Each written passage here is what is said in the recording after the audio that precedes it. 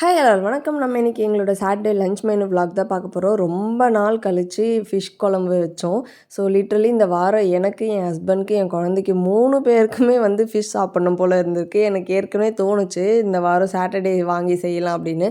கரெக்டாக என் ஹஸ்பண்டும் கேட்டார், என் தங்க பிள்ளையே வந்து மீன் வேணும், அதுவும் ஃப்ரை பண்ணி தருவீங்கள்ல அந்த மாதிரி வேணுமா அப்படிலாம் கேட்டான்.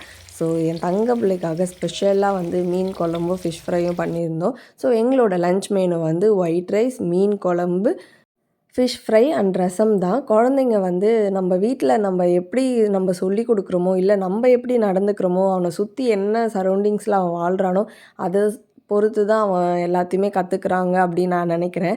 நான் என் குழந்தைக்கு வந்து அடிக்கடி சொல்கிறது என்ன, அவனுக்கு புரியுதோ புரியலையோ பட் அவன் ஒரு விஷயத்த ஃபாலோ பண்ணணும்னு நான் நினைக்கிறது ஆஸ் எ பேரண்ட்டாக, உன்னால் அப்பா அம்மா கிட்டே எந்த ஒரு விஷயத்த சொல்ல முடியலையோ அதை லைஃப் லாங் நீ எப்போவுமே பண்ணக்கூடாது அப்படிங்கிறத தான். ஸோ இதை பற்றி நீங்கள் என்ன நினைக்கிறீங்க அப்படிங்கிறதையும் கண்டிப்பாக சொல்லுங்கள். நெக்ஸ்ட் வீடியோவில் பார்க்கலாம். பாய்.